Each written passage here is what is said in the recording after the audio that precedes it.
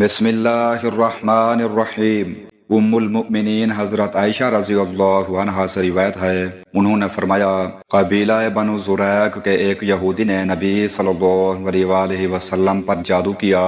اس شخص کا نام لبید بن عاصم تھا، حتیٰ کہ یہ حالت ہو گئی کہ نبی صلی اللہ علیہ وآلہ وسلم کو یہ خیال ہوتا کہ آپ فلاں کام کر لیں گے اور اسے کر نہ سکتے۔ ایک دن یا ایک رات کی بات ہے کہ رسول اللہ صلی اللہ علیہ وآلہ وسلم نے خوب دعا کی۔ اس کے بعد فرمایا، عائشہ، کیا تجھے معلوم ہے کہ میں نے اللہ تعالیٰ سے جس کام کے بارے میں رہنمائی طلب کی تھی، اللہ تعالیٰ نے اس کے بارے میں میری رہنمائی فرما دی ہے۔ میرے پاس دو آدمی آئے، ایک میرے سر کے قریب بیٹھ گیا اور دوسرا میرے پاؤں کی طرف بیٹھ گیا۔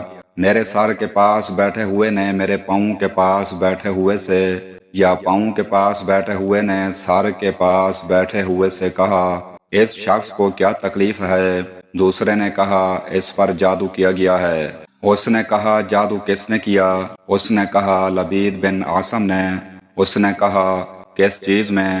اس نے کہا، کنگھی میں، کنگھی کے ساتھ اترے ہوئے سر کے بالوں میں اور نر کھجور کے خوشے کے غلاف میں۔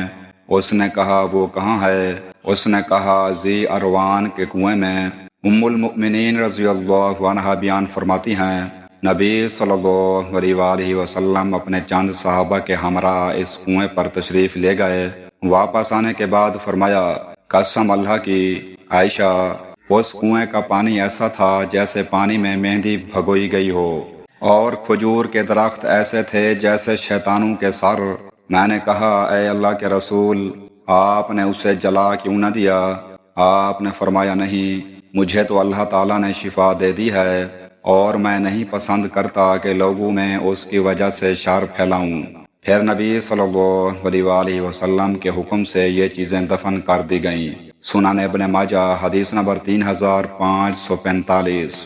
حضرت عبداللہ بن عمر رضی اللہ عنہما سے روایت ہے، رسول اللہ صلی اللہ علیہ وآلہ وسلم نے فرمایا، عصمت سرما آنکھوں میں لگانا اپنے اوپر لازم کر لو، کیونکہ وہ نظر کو تیز کرتا اور پلکوں کے بال اگاتا ہے۔ سنن ابن ماجہ حدیث نمبر 3495۔